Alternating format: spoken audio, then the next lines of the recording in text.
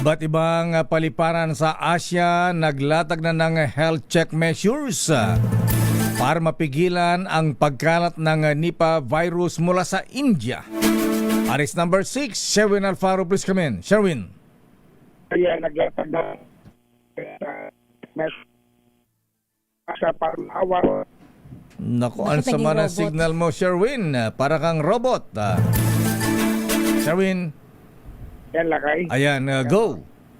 Oh, lakay, naglatag na nga ng iba't ibang health check measures ang ilang paliparan sa Asia para maawat ang anumang posibleng pagkalat ng nakamamatay at wala pang gamot na sakit na Nipah virus na nagsimula ang outbreak sa bansang India.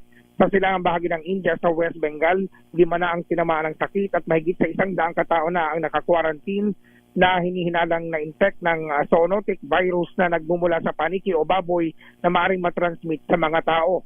Na-classify ng World Health Organization ang Nipah virus bilang priority pathogen dahil sa potensyal na maging sanhi ito ng epidemya o mas malala pa ay pandemya gaya ng nangyari umano sa COVID-19 virus.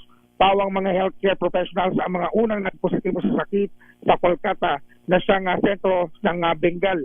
Batay sa datos ng Department of Foreign Affairs, may 150 Pilipino na nakabase sa Kolkata.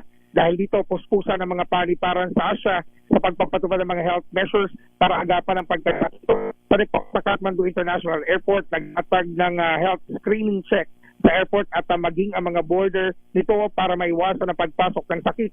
Sa Taiwan, pinag-aaralan na ng Ministry of Health and Welfare nito ang paglalabas ng travel advisory sa mga babiyahe o manggagaling sa India para ma-monitor ang sakit. Sa Thailand, nakahanda ng mga quarantine facilities sa mga papasok sa bansa na makikitaan o maaari maging carrier ng sakit na kakikitaan ng sintomas. Kabilang sa mga sintomas ng sakit ng Nipah virus ay ang lagnat, pananakit ng ulo, sore throat, ubo, pagkahilo, pagkalito, gayon din ang fatigue at hirap sa paghinga.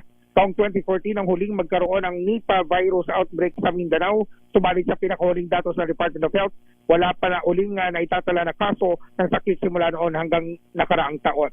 Yan ang DZRH News, RH6, Sherwin Batal, Faro DZRH, una sa Pilipinas, una sa Pilipino.